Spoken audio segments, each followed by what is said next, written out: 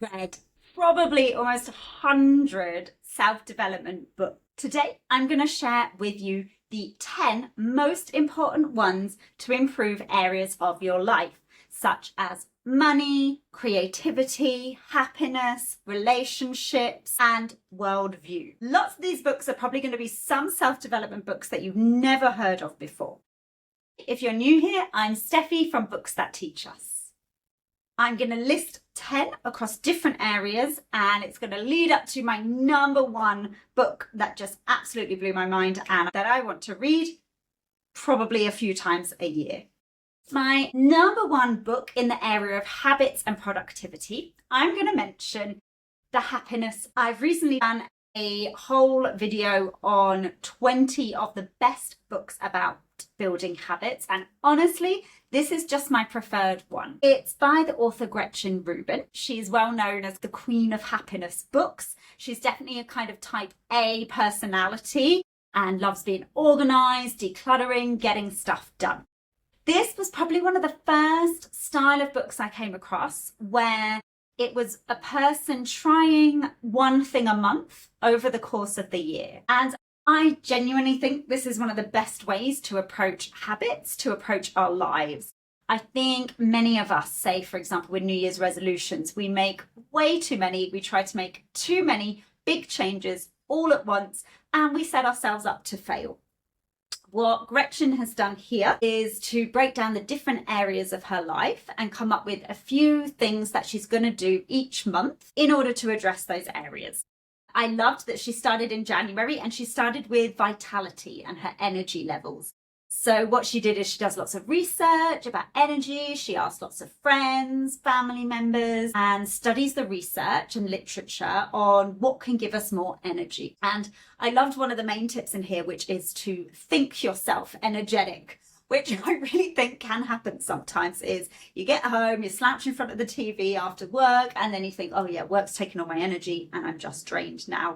Whereas Gretchen really starts to challenge this in this book and thinks, no, you can try and think yourself more energetic. And I've tried it out, and I think it does work. Not all the time, because sometimes we are genuinely tired, but I think it definitely helps to try and get out of that slouching phase. She covers lots of different sections of her life over the course of the year. She focuses on her marriage for part of it. She focuses on work, on being a parent, on playing, on friendship, on leisure, on hobbies, and mindfulness and attitude. And it's just a really inspiring book that made me want to go away and start to have my own happiness project of things that I'm going to be focusing on, one thing a month to make it achievable. And I think it's probably not known as like a big self-development book because it's a little bit more like a memoir. Like Gretchen shares a lot of things about her life, her family, her vulnerabilities and habits. But it is one of the most inspiring books that I've read in terms of your day-to-day life.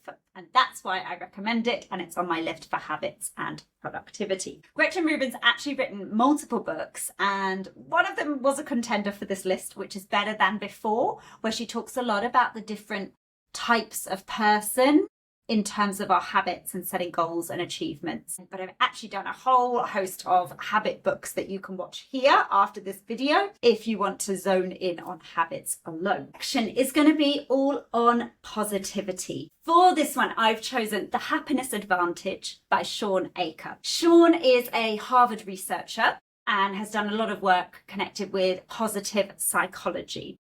He's got a hilarious TED Talk, which is where I first came across him, that I actually show to my students every year. I'm an English teacher. And it's one of those really profound talks that's also really funny, where he says that we've all been brought up with this idea of be successful and then you'll achieve happiness. And through his research that he has done, he's actually proven that it works the other way around. If you can be happy now, then success will follow. And that is aligned with neuroscience and the way that actually our mindset works.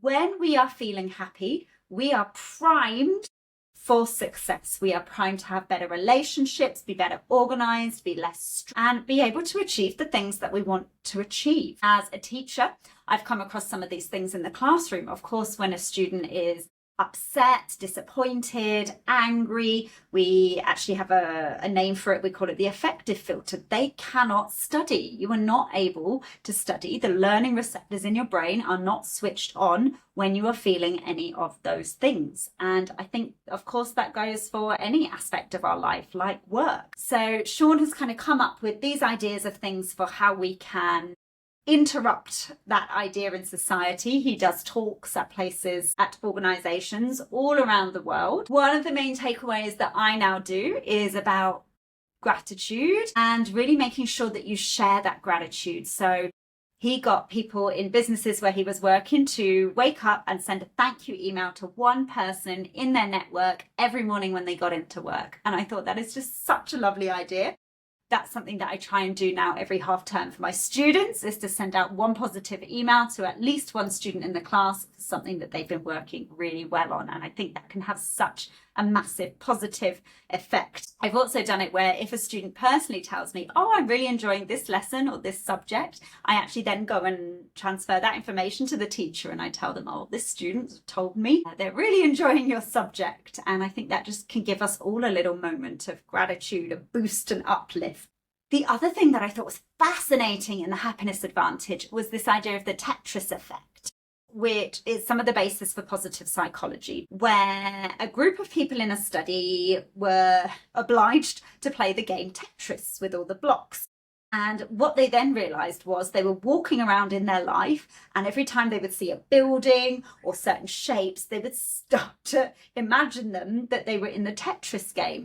And this is the idea behind positive psychology, that the more we choose to see something, the more we see it. So if we can show gratitude more and be more grateful, we're going to find more of it. If we go around trying to be positive and have those positive vibes, then we're going to find more of it. And I really have found that true in my own life. And I think it's a really important life lesson, and for us to maybe challenge the ways that some of us were brought up and society teaches us that, you know, you can't be happy until you feel successful. I love these ideas as well because I think they're things that can have such a ripple effect outwards for the people in your network and then the people in their network. And I just think it's a really beautiful book. I'm going to link his TED Talk below as well.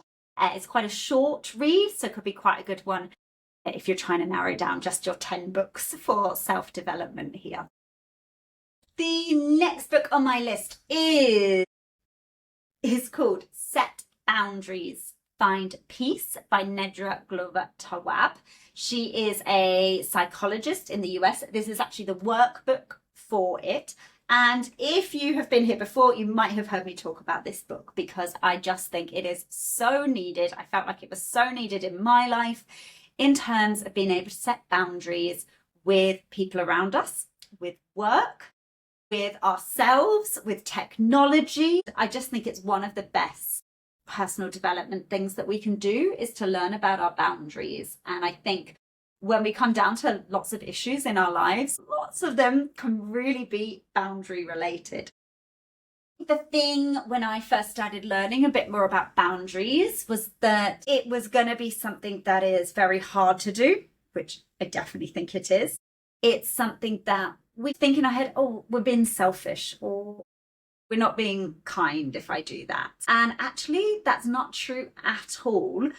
And I've had conversations with friends and people about this since, that actually to let a relationship continue in a negative way without saying something is actually doing that relationship a disservice and your friend a disservice if you're not actually telling them how you feel and trying to put your boundary in place. For example, if I have a friend who she calls me and I know she's really down, and then she drones on for an hour and a half and it really takes up my energy, and I'm not particularly helping her then either, and I then dread her call and I don't pick up the phone, that is affecting my relationship with her. Whereas if I picked up the phone and I said, hey, how's it going? Let's talk about you for 20 minutes and then I'm going to share what I've been up to, and then I just have 40 minutes for this phone call. Like, how much kinder and clearer is that? And that would actually protect that relationship and make sure that that person would stay in my life. So that's just one example of how important it is to set boundaries with people around us and how it is kind to do so. I think one of the things as well that was really important in this book is setting boundaries with ourselves. I think particularly around things like technology and social media, we all know we can run away with it. And I think some of the things that I've been learning from this book, from some of the other habit books that I've been reading as well, is about making it difficult for you to do that. So putting timers on your phones, that's one boundary that you're setting for yourself. One of the things in this book that I think is really important, we actually talk about it with teenagers at school as well, is like the different ways to say no to things. So no, I don't want to do that. No, I'd rather not. No, thank you. Just no. And how I think we've become quite like a yes society, even when it's something put upon, even when it's not going to make us feel good, even when it's going to really potentially even affect our mental health. So I think this book is so needed. I think I needed it, and I'm sure I'm not the only one. So let me know if you've read any other boundary books. There's another one I really recommend called The Book of Boundaries, but I'm keeping this list to only 10 books. So this is the one that I'm using today. Okay, my next book I've been talking quite a lot about because I only finished it last week. I've got a whole video on it here. It is called Get Rich Lucky Bitch by Denise Duffield Thomas. I had never read a book like this because it is all about your money mindset. I've read a couple of books before about investing and what you should do with your money. I'm going to do a whole playlist on money mindset and practical investment books soon. But this one was really different because Denise, she's very straight talking, very down to earth, and she is unashamedly keen on being rich and wealthy. And actually, I think this book is a bit of a misnomer because it's not about being lucky. It's about being aware, about manifesting, and about the law of attraction, and about challenging your own beliefs. And it's also not about being a bitch because she's saying you can absolutely be a good person and be philanthropic and donate to charities and change the world when you are rich. You could do so now as well. Although obviously many of us feel we probably have more capacity to change the world when we are feeling wealthy. Lots of this was really new information for me. It really challenged some of my own beliefs that I feel that, well, you know, rich people, they don't tend to be very good. They're really unethical. I'm very into the environment. Look at them destroying the planet with their private jets. And it was just really good to really sit down with myself and think, well, is that true? Is that a limiting belief that I have? Is that going to block me from ever being able to have wealth? Because I think that I would be a bad person if I happened to be rich. And oh my gosh, it's made me go off on this whole interesting kind of journey about money mindset and what I believe, and are those things even really true? So it's absolutely fascinating. I think I really recommend this for most people who maybe have never thought about their money beliefs before, or you're aware that you have some quite negative money beliefs. This really hit home for me because she talks a lot about being a woman and wealth, and how just out there in life, there's really not many examples of positivity around wealthy women. Like, you know, we have these films and it's like, oh, she turned her back on her career for love and that's more important, and you can't have it all. You can't have the wealth and the family as well. And just all these really negative things that girls get bombarded with since we are little to do with money. And I think that's so interesting and so true. And I was even watching a Netflix series recently called Girl Boss, all about the founder of Nasty Girl Vintage, which is a vintage fashion clothes store. And I read somewhere that it got cancelled because people thought she was really narcissistic, and there wasn't really a place for that lately, with everyone talking about narcissism a lot. And I thought, I didn't think she was narcissistic. I thought she was very ambitious, very focused on her work, could be quite selfish at times, but I still ultimately felt like she was a good person. She was just highly driven. And I thought, how interesting. Would we be saying this if she had been a man? And this book just really challenged some of those ideas, you know, who deserves to have wealth and who needs to be in the room. And it was also even more backed up when I was reading Invisible Women by Caroline Criado Perez, about how if you give more support to mothers rather than the father in a family, that money goes further and goes to support the family. Whereas if you give it to the man, it tended not to be. There was a whole survey and study that was done on this. So yeah, really made me think. Definitely really powerful book. And I think it's also was really good to talk about money across, all sorts of different budgets. So she talks about how we have all these celebrities that, got rich really fast, got rich young, suddenly huge wealth they come into and how they can't cope with it. And, people give it all away, they lose it, they turn to drugs and alcohol, and part of that she attributes to being money related too, of not being able to deal with this wealth. And it's almost like those people are no different to us, right? They're just people who suddenly got rich quick, like lottery winners. Lots of really food for thought in this book. Definitely, if you're thinking about having your own business, I think that would be really helpful. But even if not, just to start to challenge some of your beliefs. She has a few practical ideas in there as well about tracking your expenses and gradually, incrementally upgrading your life, like buying the next level up of things when they break.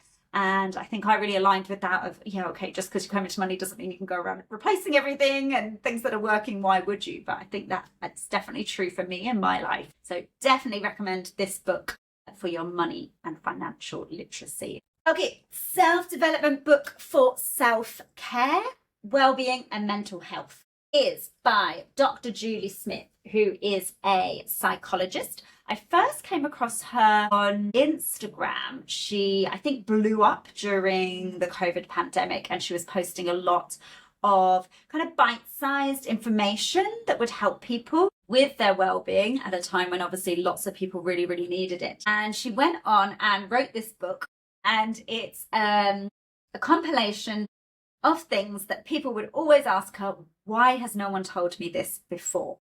And I think that can be really true when we start to go on kind of a well-being journey or look into improving our mental health is, well, I needed these tools before. Why aren't we teaching them? And as a teacher, we do have a well-being program at school, and it is one of the things I'm really invested in and helping people to improve. My sister's a therapist, so we've had some interesting conversations about Dr. Julie Smith.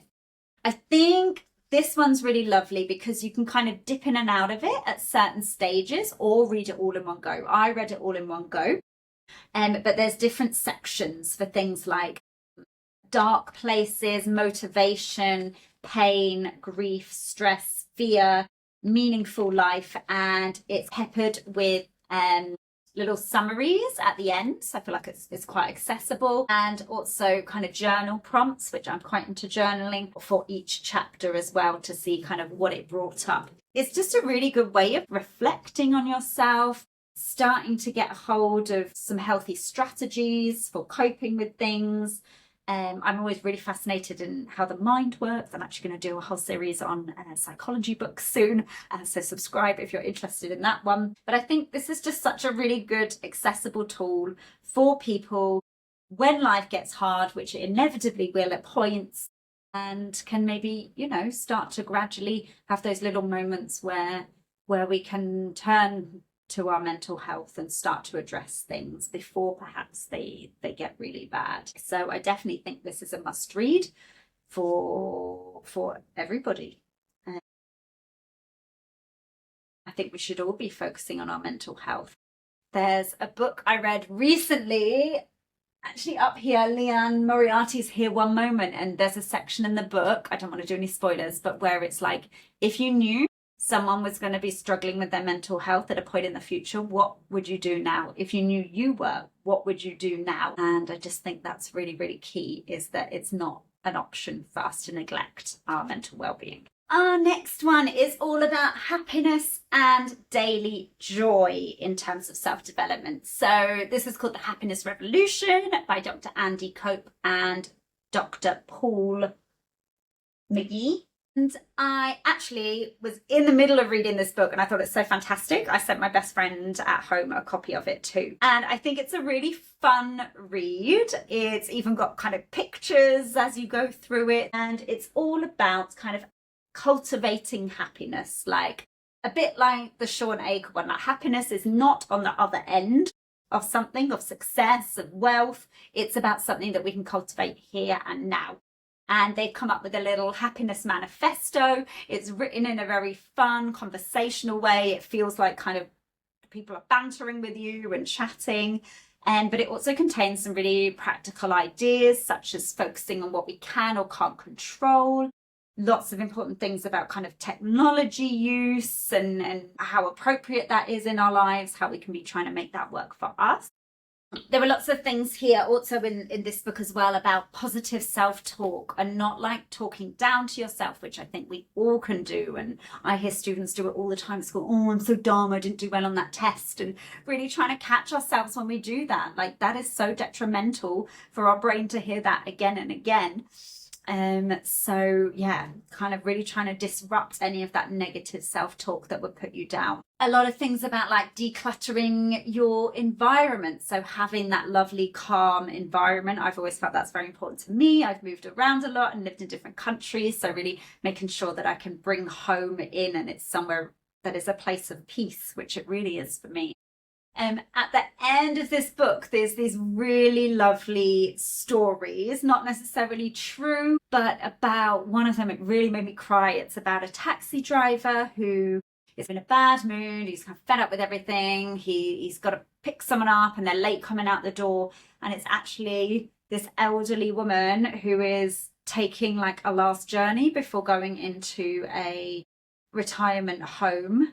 And because she can't live in her house anymore and she knows that, you know, she's getting older, some of her freedoms are being taken away. And so actually what they do is they create this bond and he takes her on this journey around the city and she recounts parts of her life to him. And oh, it's just so lovely and meaningful and poignant. And yeah, I was sobbing in my classroom when I was reading this one lunchtime. Yeah, I really recommend it. It's a lovely book for a little reminder of what's really important in life. Okay, number 7 is all about our creativity. The book is Big Magic by Elizabeth Gilbert. I had never really read a book like this on creativity and being creative. I think I felt, oh, well, I'm not really a creative person because I'm not arty or I don't make music. And actually, I love reading and I love writing. And it's kind of one of those things that makes you think, oh my gosh, I need to get back into whatever it was I loved doing as a child. I loved writing stories. I would write all kinds of stories. I used to have Playmobil. Don't know if anyone else there played with Playmobil. It's kind of like Lego for anyone who doesn't know. And I would have all of these elaborate stories happening. I had a doll's house. I got a Cleopatra set, which was very cool in the Playmobil, with a panther and snakes. And I would have all these kind of imaginative things going on. And I think, oh my gosh, what a shame we lose that as we get older. And this book is about trying to recapture those moments of creativity and being very intentional and purposeful about our creative sides and giving them room and space to breathe. There are some very wacky, out there ideas in this book that I absolutely loved. I've mentioned this one before. I'll share it in a little bit more detail now. So one of the ideas is that Elizabeth Gilbert comes across this idea of like the genius. And she said that in, you know, more modern times, we've said people are geniuses. Albert Einstein, he's a genius. Picasso, he's a genius. And what has actually happened is people have then taken that on board, felt crushed under the weight of it, and really struggled with their mental health as well as their creativity because they've taken on this role. And Elizabeth Gilbert talks about, I think it was in ancient Greek times or Roman times, where the genius was actually almost like a little spirit that would hang around and come and visit you, and you would have these moments of genius. And I thought, I loved that. Like, how much pressure does that take off us to be like absolutely amazing all the time? Like, oh, okay, no, my genius didn't come today. So, you know, I've done this painting and it's nice, but it's not a genius one. And I thought I love this idea. I think it's really helpful for anyone who's a perfectionist out there, of which I know there's quite a few people. And the other things I loved was this idea that our ideas are not our own. They're kind of visiting us. Elizabeth Gilbert talks about this happening with a writer called Anne Pratchett, where Elizabeth Gilbert had an idea for a story. She wrote it all down, had the ideas, and then put it away and focused on something else. I think it was the follow-up to Eat, Pray, Love. Later on, she was talking to Anne Pratchett, who's another writer, and they were writing letters to each other. And Anne Pratchett was telling her about her current story that she'd had. And Elizabeth Gilbert was like, that was my idea. How can you possibly know about my idea? I never wrote that book. I never shared anything with editors. It's written down on paper in my house. And she came up with this conclusion that these ideas were kind of visiting and that it wasn't ready for her yet. And so it kind of bounced off somewhere else. And I know it's quite a kooky idea, but I absolutely loved it. And there are many cases in science of breakthroughs happening at different points around the world that people are, for the things that people are studying. And yeah, I love the idea that there's all these thoughts and concepts floating out here kind of waiting to be embraced by us. And we have to do it, because if we don't, it's going to float off and be embraced by somebody else. So I just love that. I really recommend this book for people wanting to get more in touch with their creative sides and remember those things that brought you joy when you were a child. They are still there now, even as an adult. Okay, my next book is by Brené Brown, and it is called Daring Greatly. I am on a big Brené Brown kick. I want to read loads of her books, and I think this book is really helpful for self-development, Daring Greatly, and it kind of references about leadership, but I don't think that's the only thing that it matters. It's about being vulnerable and showing up for people. And I love Brené Brown because she is so down to earth about vulnerability and being like, well, why would we want to do that? That's the worst thing you want to do.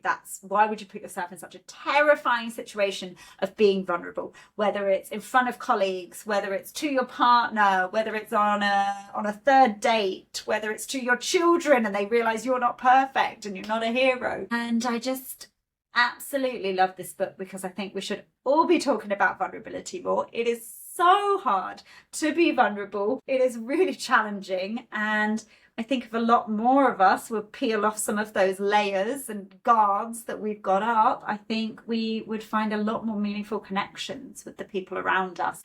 And Brené Brown has studied all about emotions and vulnerability, and so a lot of this work shares some of the surveys that she did, the talks that she's given around the world, the feedback she's received from people, and she's just very open and honest about her own challenges with being vulnerable and how scary that is, which it does just make you want to shift things. Like, oh yeah, if people realize that I am a human being and I am flawed and things can be challenging, like how helpful that can be to people. And it made me think about all of the social media influencers where people feel like they need to compare their daily life to someone's highlight reel, and how the moments when some of these creators online are vulnerable, like gosh, that can really have effect. I follow a few people who are quite vulnerable about whether it's about body positivity or about problems.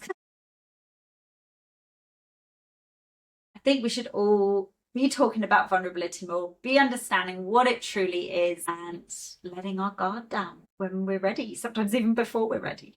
Okay, my next one is for kind of like a worldview, big picture kind of book, and it is Factfulness by Hans Rosling and a couple of other members of his family who were involved in the research too. So this book is about 10 years old, which I really thought is a shame, and I wish they could update it, but unfortunately Hans Rosling now has passed.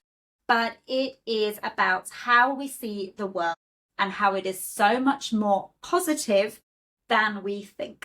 There is a quiz right at the beginning of the book for kind of what you think is really happening. So it asks you questions about, how much poverty is in the world, what kind of daily income are people doing, what kind of education and lifestyle have people got, and it's a quiz, and then at the end you add it up to see how aligned your views are with what is actually happening in the world. I think I'm fairly switched on. I listen to the news, I get a lot of information from activists on social media. I'm a teacher. I like to try and stay informed for the kids and then the things that we can talk about in school. And I was so way off. I was so much more pessimistic about the world than it is due. Like, so much more is positive in the world than I thought. And Hans Rosling says, yes, this is the phenomenon because we are finding out a lot more about the world in the age of journalism and the internet, that we take on board all of the negative things happening in every single country around the world because we hear so much more about it. And that is not to say that we should not be informed, but it is to say it is skewing our world view because the news does not tell us about the positive things. They are not generally clickbait worthy. They are not the things that are shared the most. We have this bias for actually focusing on negativity. I've read some neuroscience behind it. It's in terms of how we protected ourselves when we were back in the tribe. We needed to remember, oh, these are the bad berries, or this is the area where the predator lives and you could die. And so that's why we actually have more propensity to be fixed on the negative things in our life. We really need to fight against it because in our modern world, we generally are not in day-to-day danger. And our mental health is suffering because some of these evolutionary throwbacks.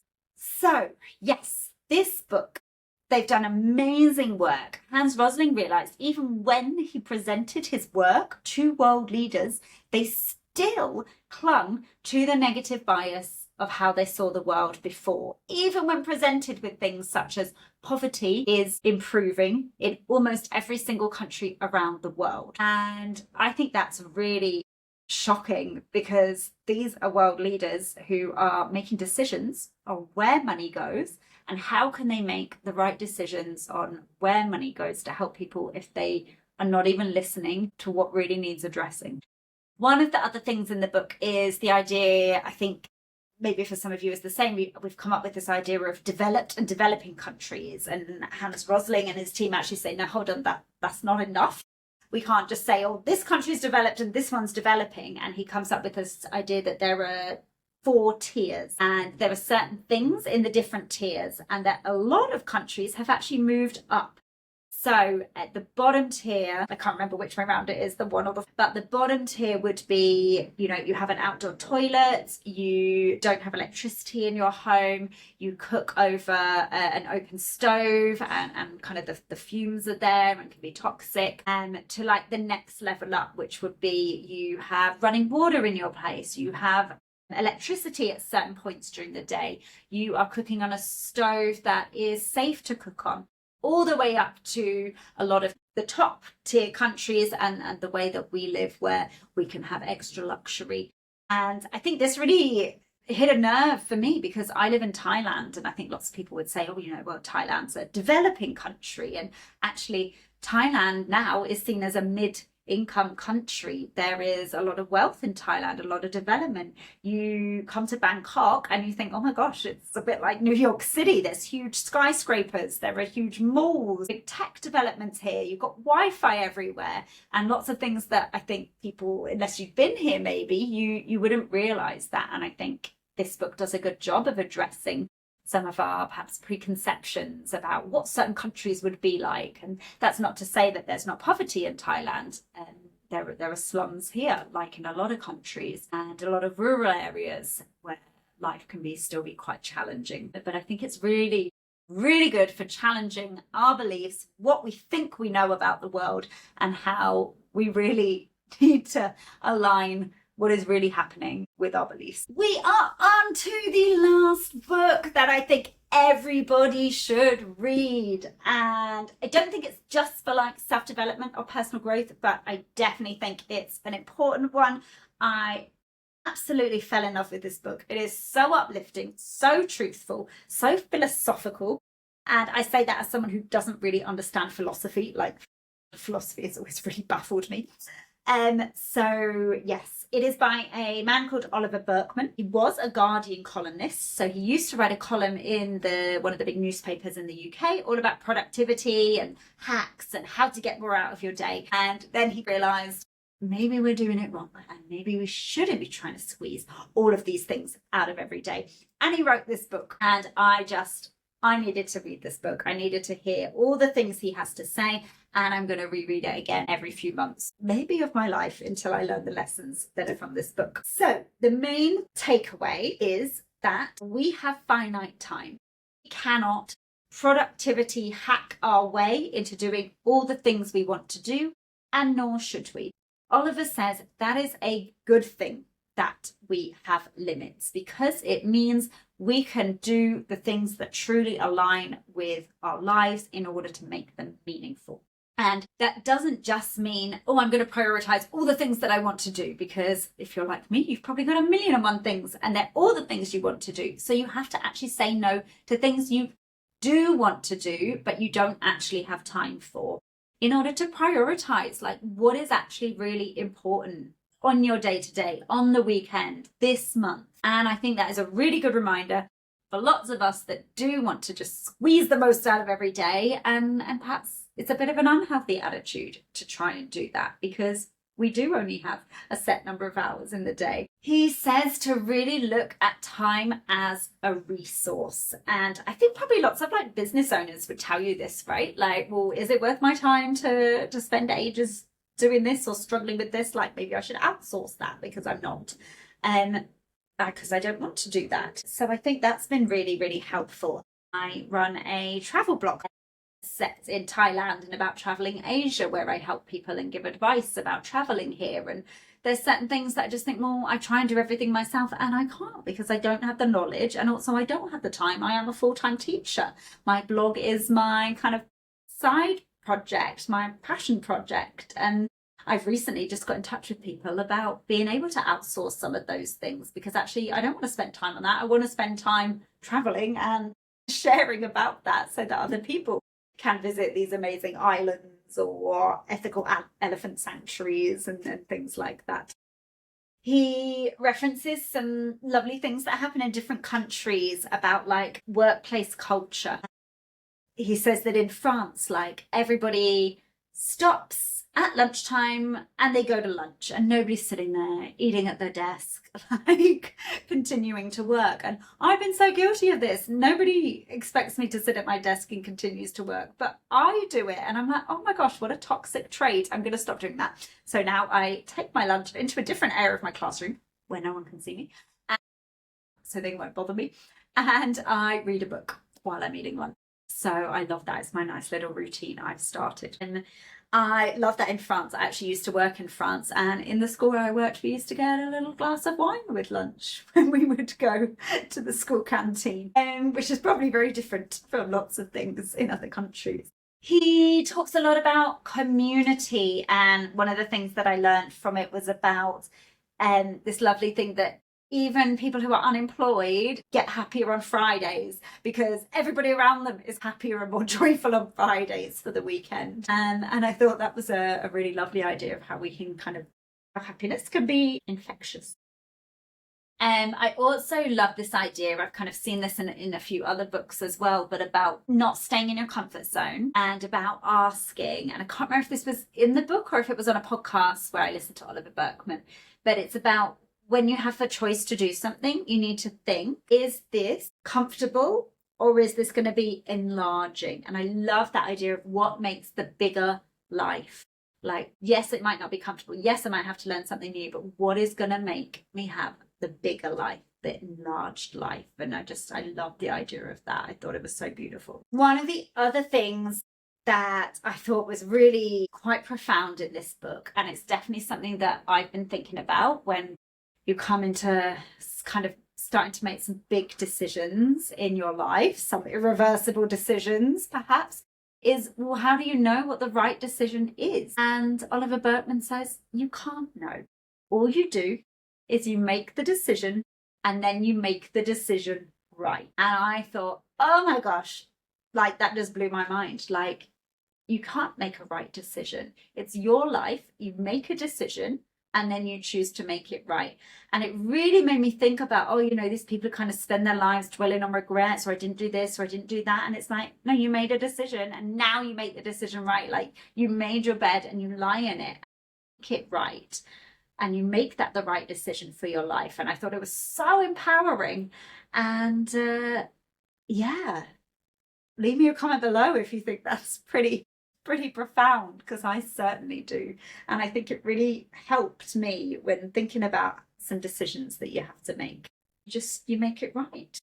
like, you're not going to be terrified of having regrets. So yes, if you enjoyed my 10 self-development books, I have a whole host of other booktube videos that you can watch for non-fiction books. I've got a lot more upcoming, like my money series, my psychology series that are coming soon. So subscribe if you're interested in that.